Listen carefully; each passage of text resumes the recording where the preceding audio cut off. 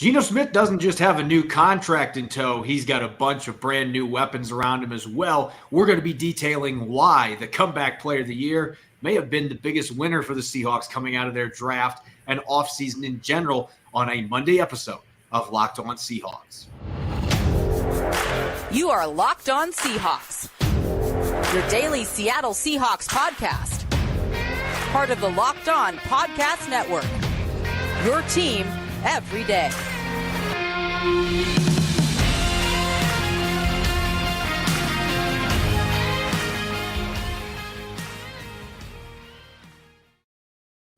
Greetings, 12. This is Corbin Smith, host of the Locked On Seahawks podcast. Glad to be joined for our Monday episode by my co-host in crime, Rob Rang. And a special thanks to all the 12s out there, as always, for making Locked On Seahawks your first listen 5 days a week. We greatly appreciate it. The draft is now in the rearview mirror. Rookie minicamp coming up this next weekend, and then OTAs. Only 122 days until the regular season starts. That might seem like a lot, but that was about how many days we had between the end of the playoffs and the draft, and look how quickly that went. So football will be here before you know it. We're going to continue diving into Seattle's new draft class with Zach Charbonnet, who'll be joining Ken Walker III to give the Seahawks a 1-2 punch in the backfield. Plus, Jay Stevens of Locked On Buckeyes will join us to detail Jaxon Smith-Njigba and where he fits with the Seahawks in the Pacific Northwest. A jam-packed episode coming your way, so let's get to it. Now for your lead story here on our Monday edition of Locked On Seahawks. Named the comeback player of the year last season, Geno Smith came into the 2022 campaign with little fanfare and little pressure. Nobody really knew if he was even going to win the starting job, but through 30 touchdowns, set a franchise record for passing yards. And now that the Seahawks have not drafted a quarterback like Anthony Richardson or any of those top-tier guys, it's going to be status quo at the quarterback position. He's got a new contract in tow. And, Rob, I don't think that we can debate this even. As far as players that are on Seattle's roster, that were on the roster going into the draft, I don't think that there's a single guy that was a bigger winner than what Geno Smith was a couple weeks ago. Not just with the fact they didn't draft somebody like Anthony Richardson as the heir apparent at quarterback. They didn't draft a quarterback in general, and they added a bunch of weapons for him to go with DK Metcalf, Tyler Lockett, and all the other stud skill players that they already have on their roster. Yeah, that to me, Corbin, is the most exciting aspect about it here is it does feel like the Seahawks basically are just doubling down on Geno Smith. As you said, obviously Seattle left the draft without selecting a quarterback.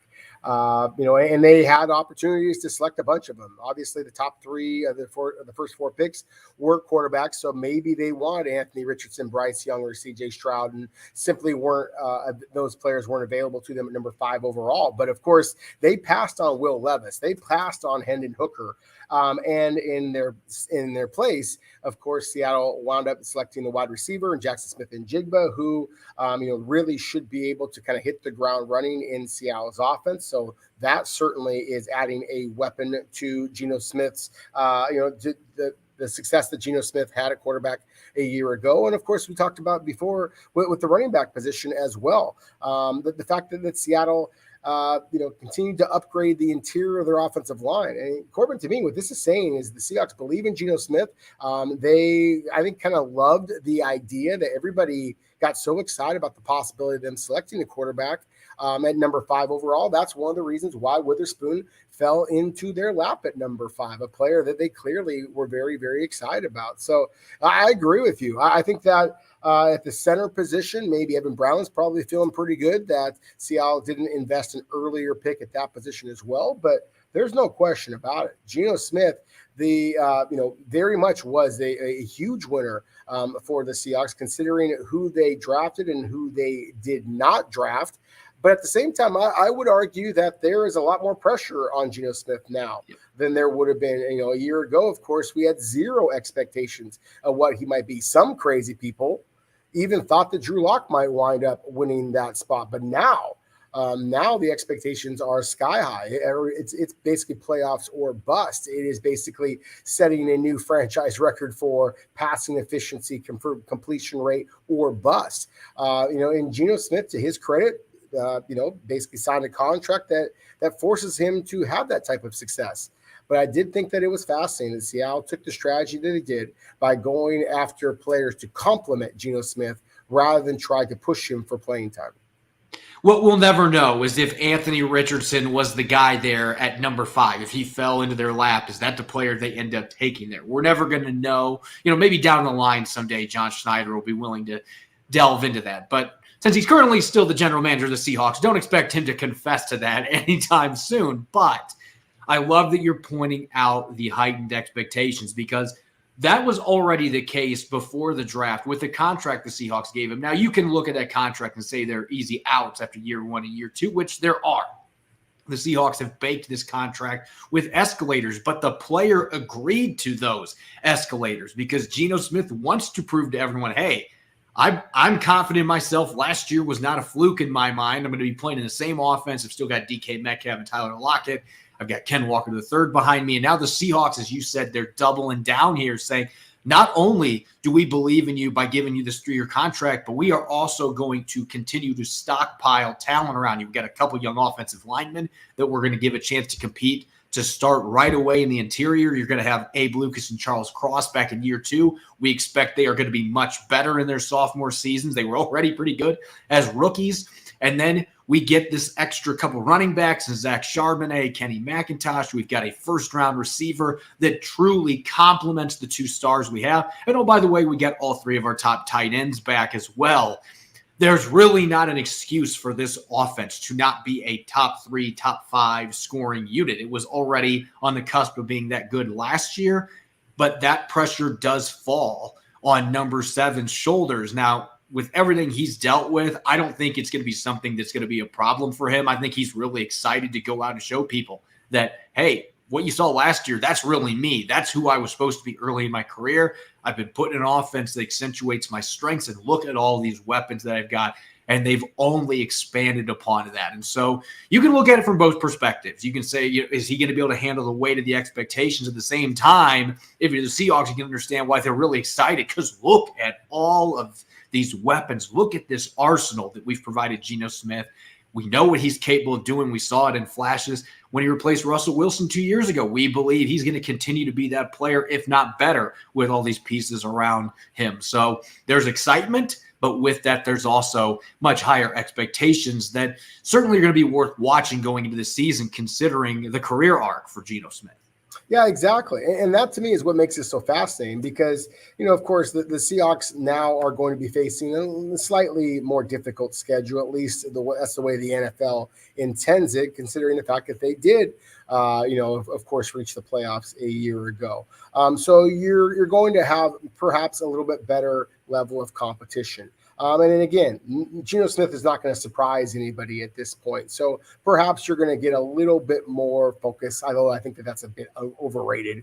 I think these are professional athletes, professional coaches. They're going to prepare every time. But still, again, the point is that Geno Smith in the Seahawks offense isn't going to surprise anybody. And obviously you had some turnover at the quarterback coach with Dave Canales now in Tampa Bay and Greg Olsen now in Seattle. So to me, those are some of the factors that you have to mention. But at the same time, assuming that everybody stays healthy, then yes, I think that the expectation is that Seattle should have one of the most dynamic offenses in all of the NFL.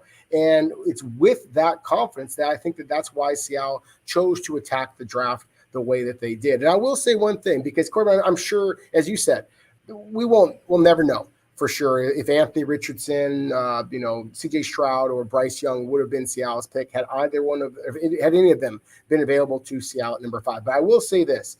You and I, of course, were both fortunate enough to be covering the Seahawks draft from the Virginia Mason Athletic Center during the draft itself. And before the draft actually began, and the ESPN and NFL Network are showing all the players in the green room and things like that. And Anthony Richardson, of course, is one of them. And he happened to be on the camera just as a very, very highly placed person in Seattle's, Seattle's franchise, happened to walk by. And I just kind of nudged him and said, "Is that your quarterback?" And this is before the draft began. And he kind of looked at me and chuckled and just said, "Nah." And I thought it was interesting because, again, this is before the draft began. Now, maybe this particular person felt very confident that Richardson would not be available to Seattle. But still, I thought that it was interesting that I asked the question. This is a person who's been pretty straight up with me in the past, and he sounded pretty confident that Seattle was going to kind of just stick around with what they have at the quarterback. So again, I would push back a little bit with the narrative that seems to be growing out there that Anthony Richardson would have been Seattle's pick at number 5. Perhaps he would have been, but I think Seattle feels pretty darn good about the talent that they brought in, especially considering the talent that they already have at the quarterback position with Geno Smith as your starter. Yeah, maybe it was a little bit of a smoke screen and it wasn't legitimate interest in those quarterbacks. Again, we're never going to know. The Seahawks played this how smart organizations do. And so maybe down the line we'll find out. But what we do know, Geno Smith has a stacked group of skill position players around him. He's got a new contract as the franchise quarterback. Things are looking pretty good, but now you've got to meet the expectations that come with that supporting cast and the contract. So we'll see what he's got for an encore after a breakout 2022 season. Coming up next year on our Monday episode, we're going to continue detailing Seattle's incoming draft class, and we're going to where I love to live, the backfield, with Zach Charbonnet joining Ken Walker III and company in the running back group. We're going to look at where he fits in, what strengths and weaknesses he brings to the table, and of course, where he fits into Seattle's depth chart as well. We'll get to that here in a moment on our Monday edition of Locked On Seahawks. This episode is brought your way by Built Bar. If you're looking for a delicious snack but don't want all the sugar and calories, then you need to try the best tasting protein bar out there, the Built Bar. It's 100% real dark chocolate, again, covered in 100% real chocolate, and they come in unbelievable flavors like churro, peanut butter brownie, and cookies and cream. I'm not sure how Built does it, but these bars taste like a candy bar while maintaining amazing macros. And what's even better is they are healthy and good for you. Only 130 calories, 4 grams of sugar, and a whopping 17 grams of protein. It's a great before workout snack, or if you're dying for a candy bar but don't want all the calories and sugar, you can eat it after you have your dinner, and you're not going to spoil your diet. Now you don't have to wait to get a box either. We've been telling you for years to order Built Bars at Built.com and have it shipped to your house. Now you don't have to do that. If you're having an itch for a Built Bar, head over to your local Walmart or Sam's Club, and you can get your specialty flavors still at Built.com. That's right. Head to the newest Walmart today, walk to the pharmacy section, and grab yourself a box of Built Bars. You can pick up a 4-bar box of cookies and cream, double chocolate, or coconut puff. And if you're near a Sam's Club, go in and get a 13-bar box with other hit flavors such as brownie batter puff and churro puff. You can thank me later. You're listening to the Monday edition of Locked On Seahawks, your daily Seahawks podcast, part of the Locked On Podcast Network, your team every day. This is your host, Corbin Smith. Glad to be joined, as always, by my co-host in crime, Rob Rang. And a special thanks to all the 12s out there, whether you're listening across the pond in Spain or in nearby Renton. Thanks for making Locked On Seahawks your first listen 5 days a week. We greatly appreciate it. For our everydayers out there, we're going to continue to break down Seattle's draft class on our Tuesday episode, shifting to the 4th round with LSU guard Anthony Bradford, where he fits along Seattle's offensive line and whether or not he has a legitimate chance to start early for the Seahawks. So don't miss that. Make sure to check it out. That'll be coming up on our Tuesday episode. Speaking of draft talk, we're going to head to my neck of the woods today, the backfield. The Seahawks deciding to add a glass of Charbonnet to their backfield arsenal, along with Ken Walker III, DJ Dallas, and another rookie that we'll talk about later, Kenny McIntosh. Zach Charbonnet coming in with a decorated profile from UCLA. Started his college career at Michigan, Rob, and then after 2 years there, decided to go back home to the state of California. And you want to talk about a guy that can do a little bit of everything. The stats back it up. The film backed it up. There's a reason why the Seahawks reportedly were considering Charbonnet at pick 37 before picking him at 52nd overall. He's that dynamic of a player that can make an impact in the run game and the passing game. Yeah, I think the Seahawks are about as good of an example as any franchise in all of the NFL, Corbin, about just how a team that prioritizes the running back position, their willingness to spend big on it because they use their backs so much. And, you know, unfortunately, again, Seattle is a perfect example of running backs who have struggled with durability, like a Rashad Penny, for example, like a Christian Michael, for example, in the past. Some of these other backs that Seattle has invested these early draft picks in, and, unfortunately, just the rigors of the NFL have led them to not have some success. That's why it made so much sense for Seattle to get a back like Charbonnet, because as dynamic as Ken Walker III is, you really do have to have another running back who can, really be that bell cow should you ever need him. And for those of you who are watching on YouTube, you can see some of the statistics that Zach Charbonnet put up.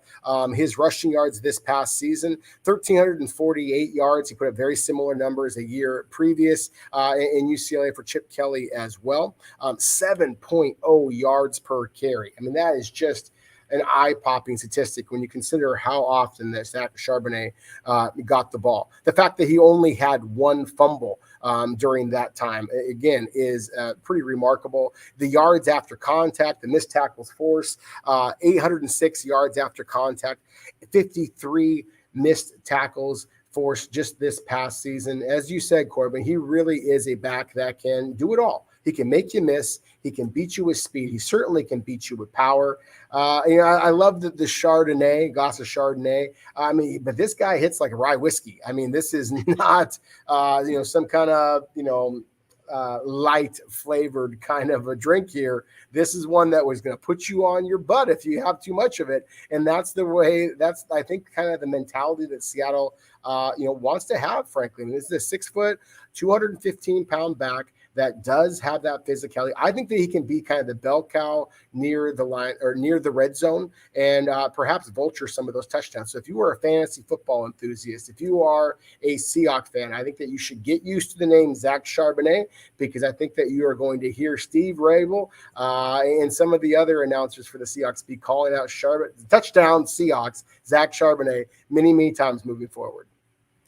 Yeah, he had 27 rushing touchdowns in his 2 seasons at UCLA. So he has a nose for the end zone. And we talked a lot about this in the pre-draft process. Seattle had only 2 running backs going into the draft that were under contract after they decided to cut ties with Darwin Thompson. They only had DJ Dallas and Ken Walker III. And both those guys, DJ Dallas is a little bit more of a between the tackle style runner than what Ken Walker III is, but neither one of them is that imposing between the tackles downhill punishing runner. Zach Charbonnet checks off that box. This is the kind of back that we expected that Seattle was going to be prioritizing, because as good as Ken Walker III was last year, and we know that he can do some things that very few running backs in the NFL can do with their hands in terms of making guys miss, exploding through a crease, hitting home runs. He's already in the upper echelon of backs in that regard, but he's not going to be a guy that consistently pushes the pile and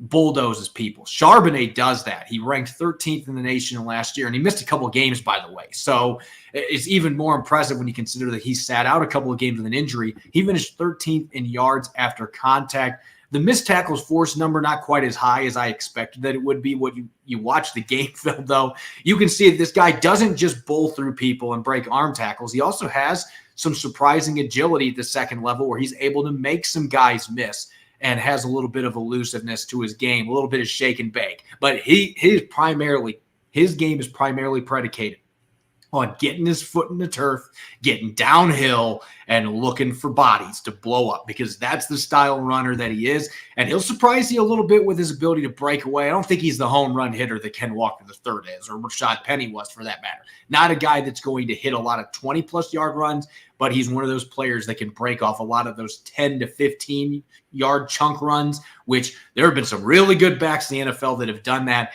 And I think the other thing that's worth noting here, the last 2 years, Charbonnet really showed off his ability to catch the football, more than 60 receptions in his final 2 seasons with the Bruins. And he was playing in an offense where they throw the ball to running backs quite a bit. So that was an advantage for him to get that exposure for teams to see, but really soft, reliable hands.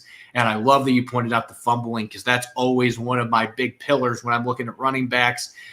Do they hold on to the football? And Charbonnet has been really good at protecting the football. So there's a lot to like about this kid. I think the pass pro stuff is still a work in progress. If he wants to be a third down back, he's going to have to take that next step forward. But he did improve from his first year at UCLA to last year in that regard. And to me, it's more about fundamentals. He's got the mindset to be good at pass protection, but he's got to sharpen up his footwork and where his hand placement is at to be able to handle NFL defenders that are coming flying through untouched that he's got to pick up on blitz pickups. Yeah, exactly. I mean, because most of the time he was not asked to be back in blitz pickups. He was either going to be running the ball or as a receiver, caught 75 passes over his college career, Corbin. So this is a very accomplished receiver out of the backfield. He does need some work in pass protection, but at the same time, he has the size, he has the physicality. He has a track record of being very successful for two different NFL head coaches, of course, in Chip Kelly and previously with Jim Harbaugh at Michigan. That's some of the reason why I thought that he was one of the more pro-ready backs in this class. But, again, that fumble, ball security, and pass protection are two of the bugaboos that usually, can kind of be a little bit of a fly in the ointment for rookie running backs getting onto the field. Those are some of the areas I really think that Charbonnet is a little bit ahead of the game than most of the other running backs in this class, and justified Seattle selecting him where they did. And again, you got to think about who are the backs that Seattle's looking to replace. Rashad Penny, of course, who once he went down, Ken Walker suddenly was kind of forced to really be that bell cow. But I think ideally Seattle would like to have a second back get a lot of those carries. So again, I think there's going to be a significant playing time opportunity for Charbonnet. And then, we'll get more into the conversation with the loss of Travis Homer, probably a little bit more when we start talking about Kenny McIntosh. But Travis Homer was Seattle's top player from the offensive side of the ball in terms of tackles on special teams. That's something I think that Charbonnet has the size to be able to do that. Travis Homer, besides Ken Walker, was number 2 in receptions as a running back in Seattle's offense. Again, I think that Kenny McIntosh might be able to perhaps help Seattle in that regard as well. But I feel very confident that Zach Charbonnet can handle that responsibility if the Seahawks want him to do so. I think when you look at the depth chart, the way things stack up right now, there's been plenty of speculation. When you use a second-round pick on a running back, there's a lot of fans out there wondering, is Charbonnet going to have a chance to try to pull this job away from Ken Walker III? I do not believe that is going to happen. I think that this is Walker's job. But Pete Carroll has always valued having two really good backs at the top. Just look back when he had Reggie Bush as well as why am I having a brain fart here? Lendale White. There we go. Yep. Reggie Bush and Lendale White, when he had those two together with USC and all these USC, UCLA references here, mixing up schools. My apologies. But this is a case where the Seahawks are going to be trying to have Walker and Charbonnet be that 1-2 punch like what Bush and White were at USC. And if they can get that thunder and lightning package going, this is going to be a very dynamic run game. And they've got two other really solid backs. I think we've kind of forgotten what DJ Dallas did in his opportunities last year. I thought it was his best season as an offensive player, including as a receiver, had a couple big catches where he really turned upfield and picked up big yards after the catch. And he's also a very good special teams player. And Kenny McIntosh, we'll have more time to talk about him in a later episode, but you were talking about a guy that can catch the football. He was second in the country last year for receiving yards by a running back. And so he might be the sleeper to watch here in the third down back category. They've got a really nice setup with those 4 running backs on the roster. And meanwhile, fullback, Nick Ballore is still going to be listed there, even though he plays like 2 snaps a year at this point on offense. But they do have Griffin Hebert, who played tight end at Louisiana Tech. They signed as an undrafted free agent, who ran a sub 4.6 40 and has the build of a modern hybrid fullback. I actually think Hebert could be a player to keep a close eye on throughout the offseason program that maybe could push, if he can play special teams, could push potentially to be a practice squad guy, maybe even find his way onto the 53-man roster if he really shows out as a fullback. So I think overall, this looks much better than what it did before the draft when you literally had 3 guys at these 2 positions. There's a few other undrafted running backs they brought in as well, but you have to feel pretty good about where depth is at right now. I certainly feel really good about it. I mean, these are 2 of the players in Charbonnet and McIntosh. I rank both as among the top 10 running backs in this class, and that might surprise some people considering how much later McIntosh went than Charbonnet. But again, I'm a big fan of Kenny McIntosh's game. And then you mentioned with Hebert, he's one of the players that I'm most intrigued to see in person at the at the rookie minicamp. Just see how Seattle chooses to deploy him on offense as well as on special teams. But I agree with you. He does give Seattle a little bit different body type, a little bit different skill set than they've had at that fullback or wing position in the past. Coming up next here on our Monday edition of Locked On Seahawks, we're going to continue our draft coverage, reaching outside in the network to Jay Stevens of Locked On Buckeyes, and he's going to dive into what Jaxon Smith-Njigba brings to the Seahawks coming to the Pacific Northwest, and maybe a few predictions on what to expect from Smith-Njigba heading into his rookie season. We'll get to that conversation here in a moment on our Monday edition of Locked On Seahawks. Welcome back to the Monday edition of the Locked On Seahawks podcast, your daily Seahawks podcast, part of the Locked On Podcast Network, your team every day. I'm Corbin Smith. Glad to be joined here as we continue our breakdowns of Seattle's 10 draft picks. Jay Stevens of Locked On Buckeyes to break down Jaxon Smith-Njigba, Seattle's new weapon for Geno Smith. Thanks for jumping on the show. We greatly appreciate it, Jay. Yeah, Corbin, glad to be here. And the Seahawks are going to love Jaxon Smith-Njigba, the player he is. But the injury should not change any way that you view him because he seems healthy to me, and a healthy Njigba is dangerous on the football field. That's a perfect segue in what I was going to ask you first, because John Schneider, he kind of under the radar said that if Njigba wouldn't have had the injury that he had last season, playing only in a handful of games, that there's no way they would have gotten him at pick number 20. Would you agree with that assessment? Yeah, I do. I believe that was why he fell outside of where I thought he was going to go. I thought he could have gone 12 or 13 maybe, but falling, I believe, was to number 20 to the Seahawks.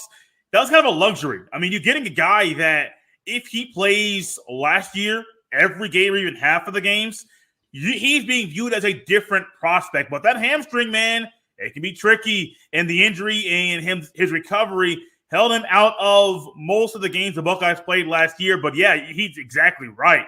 A healthy Njigba plays all the games. He does not fall to number 20. Top 15, 12, 13, maybe even top 10, maybe. I mean, it's probably where he would fall because he's that good. And that would fall in line with what's happened with a lot of Ohio State receivers. I feel like it's every darn year there's at least one that is picked in the first round, and there were two of them just 2 years ago, Garrett Wilson, Chris Olave. When you look at some of the other elite receiving talent that has come out of Columbus, where does Smith-Njigba stack up as he comes into the league compared to some of those other players? Obviously, some really high expectations going against Garrett Wilson, who was the offensive rookie of the year a year ago. I believe when it comes to him, if you want to stack him up against Olave or Garrett Wilson, if you want to go a little bit further back, go Michael Thomas or Terry McLaurin, he's up there in that mix. Now, I'm not comfortable saying he's the clear-cut best guy coming out of Columbus, but I think coming out, you might say, yeah, he'd be higher than McLaurin. He'd be higher than Michael Thomas. The question is he a better pro prospect than Garrett Wilson was coming out of Ohio State? Because I think Njigba was a better prospect than Chris Olave. I mean, definitely, I think he has a sturdier frame than Olave has, but it's tough, man. It's just weird. Like, you talk about the guys from a year ago and Olave and Wilson, you're probably going to have a first-round top 10 pick next year, Marvin Harrison Jr., you could easily have another top 20 pick in Emeka Egbuka next year as a Buckeye. So it's just weird what Brian Hartline, the wide receiver coach, has done at Ohio State, being able to recruit really good receivers out of high school, but being able to develop them and find ways for them to be successful in the Buckeyes offense every single Saturday. So if I had to put him just up against the three guys he played with a year ago in Olave and Wilson, I would probably say Garrett Wilson and Njigba, Jaxon Smith-Njigba are kind of like neck and neck in that discussion, and then Chris Olave would be right after them. But it's a neck-and-neck race because all three of those guys are really good.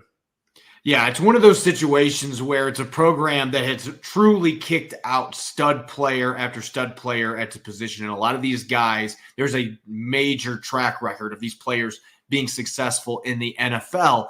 And you being somebody that covers the Buckeyes regularly, obviously I've gotten to watch a lot of Smith-Njigba. He's a player that jumped out to me in the pre-draft process. And Rob Rang, my coach, the two of us, we were looking at him, identifying him as a player, perfect fit to go with the receiver Seattle already has. But for those who haven't watched Ohio State, or maybe they didn't pay attention to him 2 years ago when Smith-Njigba had his one monster season for the Buckeyes, what kind of strengths is he bringing to Seattle's offense?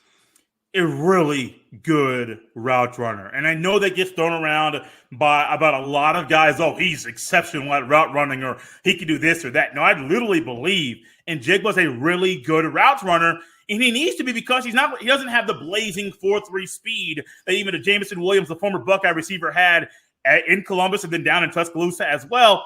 He doesn't have that blazing speed, so he has to find a way to beat you consistently. It's his route running, but also he's really good at catching the ball in traffic. I remember a game against the Indiana Hoosiers on the road in 2021. My family and I went to the game, and I'm sitting there, and I have a back view. The offense is coming towards the area where I currently am. CJ Stroud throws the ball to Njigba. There's three defenders, around Njigba. And in my mind, I'm like, forget the catch. That's a bad throw. And I said it's a bad throw as soon as the ball came out of CJ Stroud's hands. Next thing you know, Njigba catches the ball. And I'm like, that was a bad pass. I saw the other angle when I got home from behind the offense, and I was like, oh, okay, there's a slither of a window, a small window available. Stroud put it right where it needs to be, but Njigba was not fazed by the three defenders around him. And then you also saw in the Nebraska game, you saw in the Rose Bowl in 2021, where Njigba had 15 catches in both of those games, broke Rose Bowl and FBS records in the Rose Bowl that year. So it's not just the routes running. If you need him to make big plays, maybe Wilson or Olave might not be available in that season. He did that, so he's able to step up, but his route running is exceptional. He's very, very shifty. I mean, elite 3-cone drill numbers that he put up at the combine. I mean, he's kind of that guy, that slot receiver spot. You want somebody that can be good at carving up a defense or figuring out just where the holes are, and Njigba does that consistently. So it's not just what he does in the route running or being able to overcome the lack of speed that he has. It's his consistency that I love from him in 2021. You mentioned all these traits, the ideal slot receiver that can carve up the middle of the defense. And I know Seahawks fans get super excited because they have not had a guy like that to complement Tyler Lockett and DK Metcalf.